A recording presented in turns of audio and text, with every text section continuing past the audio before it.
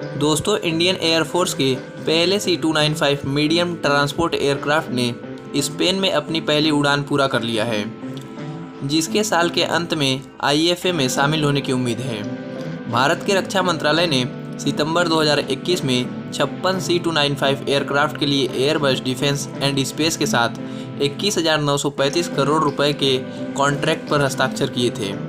यह पहली उड़ान पहले make in India aerospace programme के लिए एक महत्वपूर्ण उपलब्धि को रिप्रेजेंट करती है। IAF के दुनिया में C295 का सबसे बड़ा ऑपरेटर बनने के साथ यह कार्यक्रम IAF की ऑपरेशन कैपेबिलिटीज़ में सुधार करने की दिशा में बड़ा कदम है।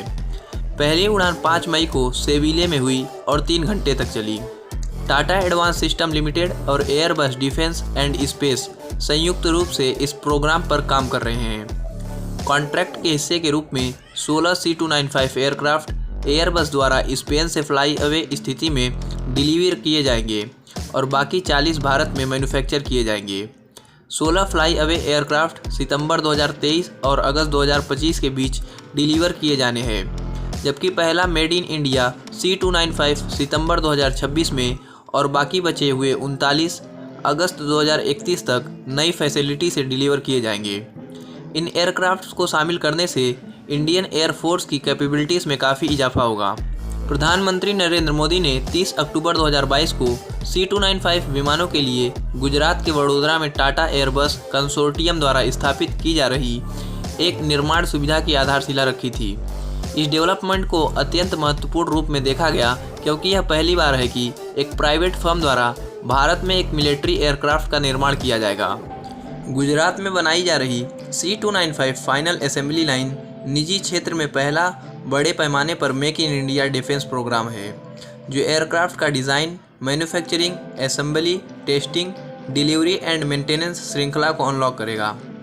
C295 को IAF के पुराने एवरो 748 एयरक्राफ्ट के बेड़े के रिप्लेसमेंट के रूप में ऑर्डर किया गया था, जो 1960 के दशक के शुरुआत में सेवा में आए थे। एवरो प्रतिस्थापन परियोजना एक दशक से अधिक समय से काम कर रही थी। डिफेंस एक्विजिशन काउंसिल, भारत की जो कि सर्वोच्च रक्षा खरीद निकाय है, उसने 2012 में एवरो विमानों को 56 नए विमानों के साथ बदलने के लिए एक्सेप्टेंस ऑफ नेसेसिटी दी थी। भारत के रक्षा खरीद नियमों के तहत काउंसिल द्वारा AON मिलिट्री हार्डवेयर खरीद की दिशा में पहला कदम है। C295 9 टन पेलोड या फिर 71 कर्मियों या 45 पैरा ट्रूपर को ले जा सकता है और इसकी अधिकतम गति 480 किलोमीटर प्रति घंटा है। यह छोटी या फिर बिना तैयारी वाली हवाई पट्टी से भी काम कर सकता है। सैनिकों और कार्गो को पैरा ड्रॉप करने के लिए एक रियर रैंप है और यह भारतीय वायुसेना की रसद क्षमताओं को भी मजबूत करेगा। पहले से ऑर्डर किए गए 56 विमानों के अलावा वडोदरा में C295 सुविधा वायुसेना की अतिरिक्त आवश्यकताओं को पूरा करने और निर्यात ऑर्डर को पूरा करने में सक्षम होगी। सभी 56 विमानों में भारत इलेक्ट्रॉनिक्स लिमिटेड और भारत डायनेमिक्स लिमिटेड द्वारा विकसित एक स्वदेशी इलेक्ट्रॉनिक वॉरफेयर सूट लगाया जाएगा। अधिकारियों ने कहा है कि भारतीय वायुसेना को 56 विमानों की डिलीवरी पूरी होने के बाद एयरबस डिफेंस एंड स्पेस को भारत में निर्मित विमानों को नागरिक ऑपरेटरों को बेचने और नई दिल्ली द्वारा अनुमोदित देशों को निर्यात करने की अनुमति दी जाएगी। यह परियोजना भारत के एयरोस्पेस इकोसिस्टम को बढ़ावा देगी और हजारों नौकरियां पैदा करेगी। एयरबस टाटा कंसोर्टियम ने 7 राज्यों में फैले 125 से अधिक घरेलू, सूक्ष्म, लघु और मीडियम सप्लायर्स को आइडेंटिफाई किया है। यह रोजगार सृजन के लिए एक उत्प्रेरक के रूप में कार्य करेगा और 600 से अधिक कुशल नौकरियों को प्रत्यक्ष रूप से, 3000 से अधिक अप्रत्यक्ष नौकरियां और अतिरिक्त 3000 मध्यम कौशल रोजगार के अवसरों को उत्पन्न करने की उम्मीद है।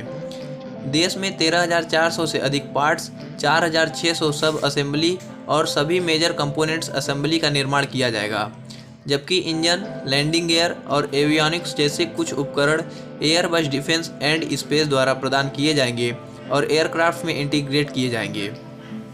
तो दोस्तों, ये थी हमारी आज की वीडियो। आशा है जानकारी पसंद आई होगी। हम मिलेंगे आपसे एक ऐसे ही वीडियो के साथ। जय हिंद।